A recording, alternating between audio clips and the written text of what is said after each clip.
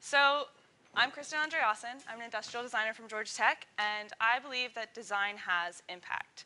So the first thing that comes to my mind when I think of impact is altruistic impact. You know, the kind that's going to change the world and save people's lives. Through Georgia Tech Startup Resources, I've been lucky enough to call myself a business owner, and working with my best friend and biomedical engineer, we're currently developing a detection tool for cervical cancer in low-income countries. But I don't think that all impact is quite this grand. In fact, I think a lot of impact is particular. And by this, I mean the kind of stuff that impacts brands. Through my work as an intern at Zarnowski, I've been lucky enough to help tell brand stories and impact people in a much more individual way. I think that most of the time, though, our work as designers has an impact that falls somewhere between these two, which is really exciting because that means that we get to work on problems, creating solutions whose impact is actually unique. For instance, with Bubble Buddy.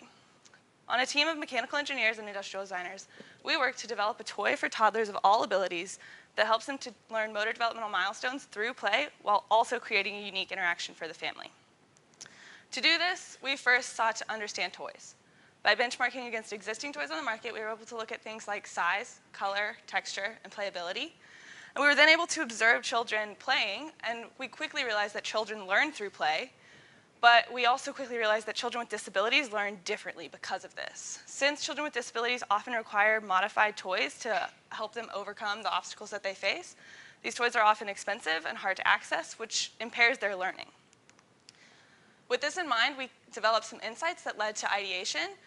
Through our ideation, we went through spec creation that helped us to gauge what ideas had value, which we then refined.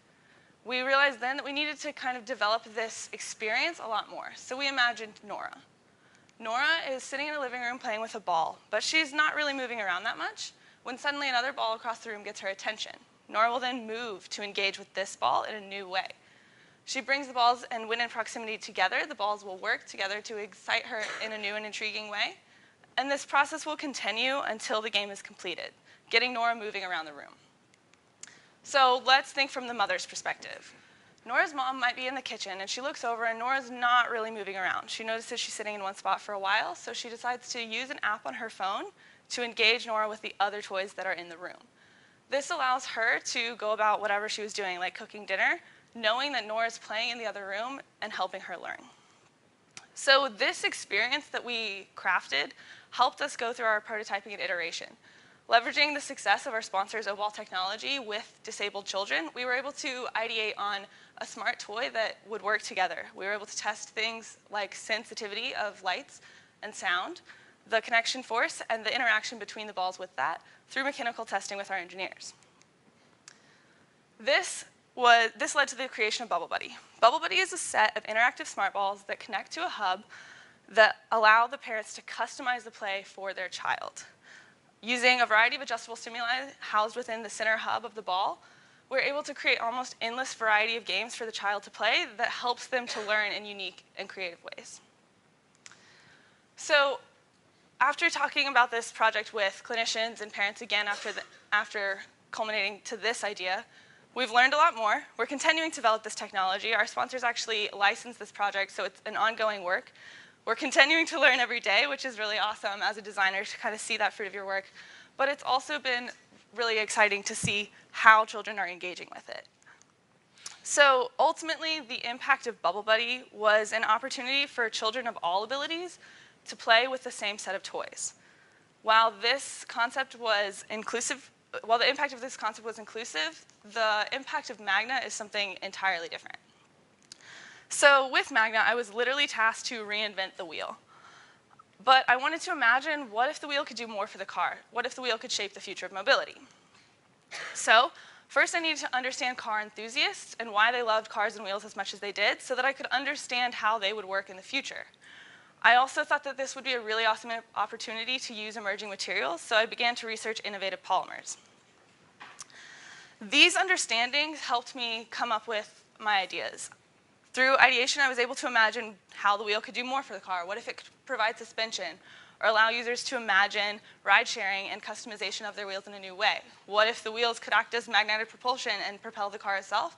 And let's use emerging materials and see how this can change form. I then decided to figure out precedents for materials that I could use and how this would interpret the form and the function of the wheel. But like I said, this wheel is shaping the future of mobility, so it needed to do more than just use innovative materials. I wanted to imagine if it could combine suspension and magnetic propulsion together. But like I said, I go to Georgia Tech, and I'm not one of those designers who just comes up with concepts that aren't based in reality.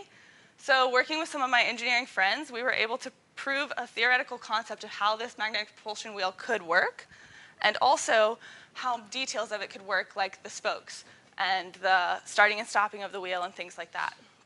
This led me to Magna. So Magna is a conceptual perpetual motion wheel that revolves around a center locking bolt in the center that acts as an electromagnet.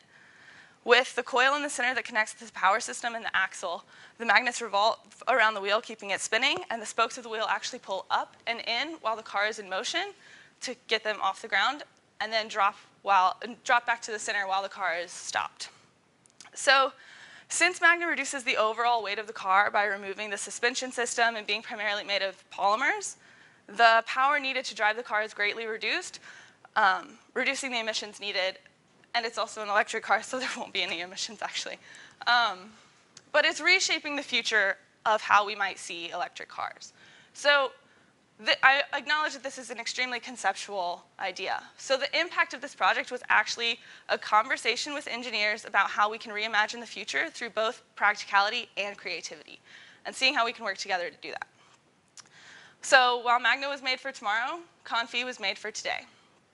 Working on a team with 2 other designers, we created a commuter bicycle for people that reflects pride, performance, and personality while shifting to their daily needs. To do this, my group iterated through modular bike concepts, and I focused on the back half of the bike, focusing on the stay, connection, and modularity through adaptation. Ultimately, we created a bike that used simple mechanism to attach the back stays onto the bike and allowed for attachments to be easily interchanged.